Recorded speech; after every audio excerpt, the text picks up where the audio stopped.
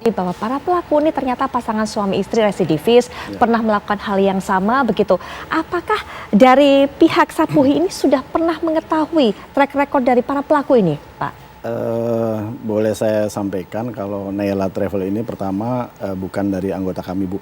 Jadi bukan termasuk anggota? Ya, jadi perlu disampaikan di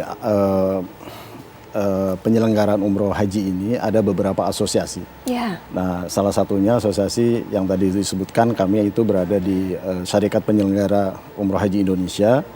Dan sebetulnya Naila ini kalau dari kami sendiri itu sudah pernah mendengar travel agent ini yang dulunya juga pernah bermasalah gitu. Karena itu yang sebenarnya bisa diidentifikasi dan bisa ditelusuri siapa pelaku bisnisnya untuk menghindari hal-hal yang tidak diinginkan gitu. Ya, Pak Alfa, sepengetahuan Pak Alfa mungkin dulu kasusnya PT Naila yang pernah terdengar permasalahan ini seperti apa? Sama, tidak memberangkatkan jamaah atau ada hal yang bersifat penipuan itu sehingga jamaah gagal berangkat. Baik, sepengetahuan Pak Alfa, ketika sudah dimiliki oleh para pelaku ini atau sebelumnya? Karena yang kami dengar juga bahwa para pelaku ini sebenarnya mengakuisisi PT Naila ini. Ya, saya kira kalau orang yang terkait ini sudah pernah bermasalah, seharusnya ini sudah ada track record yang tidak baik dan pemerintah bisa menghentikan operasional izin Naila Tour ini sebenarnya gitu. Baik. Saya kira orangnya ya itu aja, Mbak, berputar sekitar orang-orang yang sama sehingga ini seharusnya tidak terjadi lagi untuk waktu-waktu yang akan datang. Baik, sebenarnya para pelakunya itu saja, berputar itu saja. Bahkan dalam kasus ini sudah pernah merasakan di penjara seperti apa, hukuman seperti apa, tapi kemudian melakukan lagi. Apa sebenarnya yang terjadi, Pak Mustali Siros? Apakah memang begitu menggodanya bisnis peluang umroh ini sehingga kemudian mereka sudah di penjara, sudah pernah merasakan, tapi kemudian tergiur untuk bisa melakukan penipuan lagi?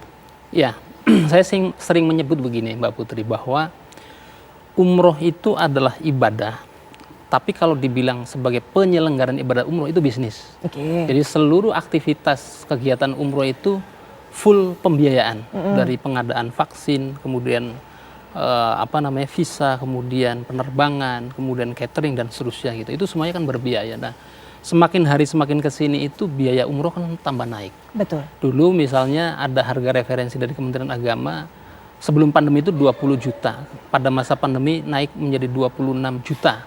Nah, sekarang setelah pandemi relatif turun begitu ya. Ini harganya naik lagi. Bahkan yang saya dengar itu minimal itu di kisaran 35 juta hari ini bulan Ramadan, dan nanti di akhir Ramadan ini juga akan lebih naik lagi. Nah, ini apa? Ini kan ada putaran uangnya sangat besar dan bahkan hari ini kurang lebih sudah ada dari Agustus 2022 sampai dengan Maret ya, atau awal April hari ini itu kurang lebih sudah 1 juta jamaah umroh yang terbang ke sana. Nah, ini akan terus meningkat di 10 hari terakhir dan awal bulan Syawal nanti. Nah, makanya potensi adanya orang-orang yang mencoba mencari keuntungan dengan tidak baik begitu atau melawan hukum itu sangat sangat mungkin. Nah, tapi ada satu hal yang memang perlu kita cermati. Salah satunya adalah belum adanya efek jera terkait dengan mereka-mereka yang kemudian melakukan penipuan. Memang sudah ada misalnya presidennya First Travel itu kan dihukum 20 tahun gitu ya. Betul. Bahkan uangnya juga dirampas begitu ya. Kemudian Abu Tur dan seterusnya.